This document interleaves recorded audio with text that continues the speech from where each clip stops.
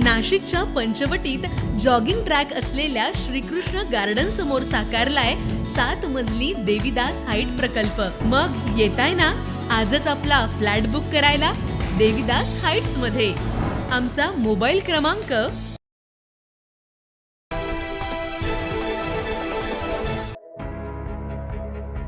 स्थानिक स्वराज्य संस्थांच्या महानगरपालिकेची रणधुमाळी सुरू आहे। उत्तर महाराष्ट्राच्या राजकारणाचं केंद्रबिंदू असलेल्या नाशिक शहरात सर्वच राजकीय पक्ष, अपक्ष कार्यकर्ते, इच्छुक उमेदवारांच्या मुलाखती घेतल्या जात आहेत। त्यातच भाजपसह शिवसेना ठाकरे गटात मोठ्या प्रमाणात इन्कमिंग सुरू असल्याचं पाहायला मिळत आहे। नाशिक महानगरपालिकेच्या माजी नगरसेविका वैशाली दानी यांनी नुकताच शिवसेना ठाकरे गटाचे जिल्हा संपर्क प्रमुख दत्ता गायकवाड, माजी आमदार वसंत गीते यांच्या प्रमुख उपस्थितीत शिवसेना शिंदे गटातून शिवसेना ठाकरे गटात प्रवेश केला।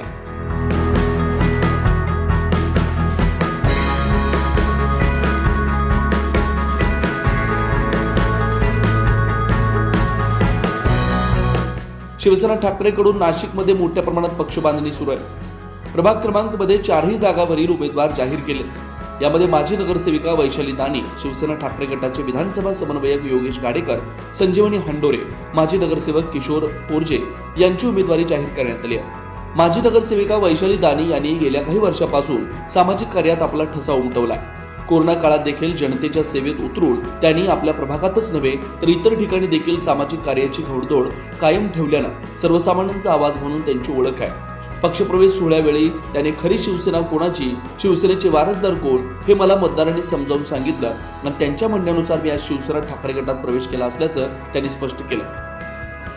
डॉक्टर बाबासाहेब आंबेडकर, महात्मा ज्योतिबा फुले, सावित्रीबाई फुले, माता रमाई, माता जिजाऊ यांच्या पवित्र स्मृतीस अभिवादन करून आज प्रभाग 22 या भागाच्या माझा जो प्रवेश सोहळा आहे त्यास उपस्थित असलेल्या सर्व आदरणीय मान्यवर तसेच उपस्थित असलेले माझे सर्व बंधू आणि माझ्या प्रिय माता भगिनी, आज हा प्रवास सोहळा होत आहे।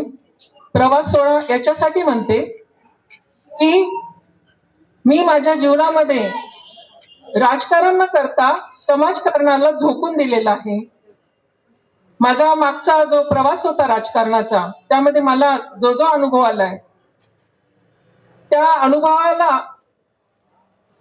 पुढे नेऊन मी जेव्हापासून निवडणूक लागू झाली तेव्हापासून प्रभागात फिरते आणि फिरता फिरता मला असं जाणवलं दादा की तिथे असलेले जे लोक असतील, महिला असतील, माझे बंधू असतील, यांनी त्यांचं मत व्यक्त केलं, त्यांनी बोलून दाखवलं की ताई, हा शिवसेनेचा बालेकिल्ला आहे आणि शिवसेना कोणती आणि शिवसैनिक कोणते हे त्यांनी मला चांगलं समजून सांगितलं।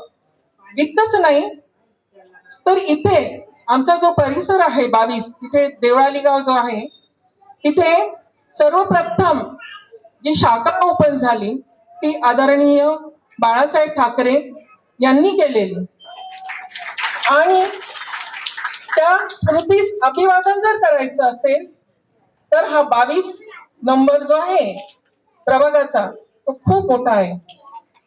मी जेव्हा अभ्यास केला तेव्हा माझ्या असं लक्षात आलं की तिथे असलेले नगरसेवक माझे बंधू केशव तात्या, योगेश भाऊ गाडेकर आणि माझ्या भगिनी या कोठोळे ताई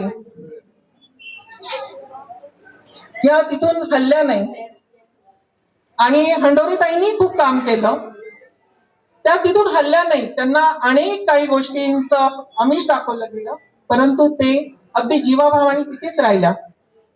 याचा अर्थ असा होतो की खरे शिवसैनिक तिथेच आहेत आणि खरे काम करणारेही तिथेच आहेत।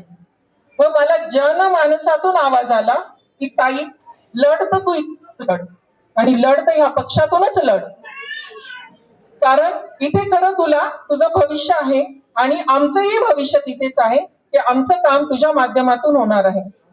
म्हणून मी हा निर्णय घेतलाय की आपण जर जायचं असेल तर उद्धव बाळासाहेब ठाकरे यांच्या या उभाटा गटामध्ये आज सगळे बघतोय आपण बाहेर काय परिस्थिती आहे, सगळे कुठे धावताय, कुठे पळताय, कोण कोणाला हात देत आहे, गाडी कुठे चालली आहे, बरंच काय बघतोय आपण. परंतु आपण जनमताचा जो आवाज असतो, जनमताचा जो विश्वास असतो, जनमताचा जो ध्यास असतो, तो ओळखावा आणि पुढे जावं आणि त्यांचं काम करावं, म्हणजे ते खुश होतील. आणि आपण हे लोकांसाठी आलेलो आहोत, लोकांसाठी निवडून यायचं आहे, लोकांसाठी काम करायचं आहे, म्हणून लोकांमधूनच आलेला हा प्रतिनिधी असावा असं माझं मनोधैर्य आहे. म्हणून मी हा आजचा इथे प्रवेश करीत आहे.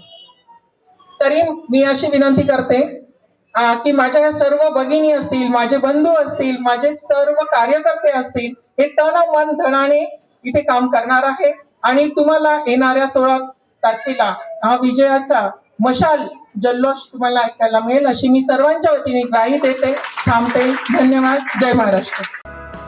हे चारही उमेदवार नाशिक महानगरपालिका निवडणुकीच्या रिंगणात आपल्या विजयासाठी उतरले. आज ते प्रभाग क्रमांक 22 मधून प्रचाराचा शुभारंभ करतात.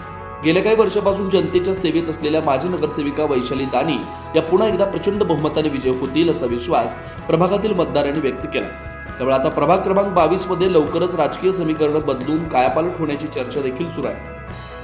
9 न्यूज महाराष्ट्रासाठी प्रतिनिधी इसाक कुरेशी, नाशिक.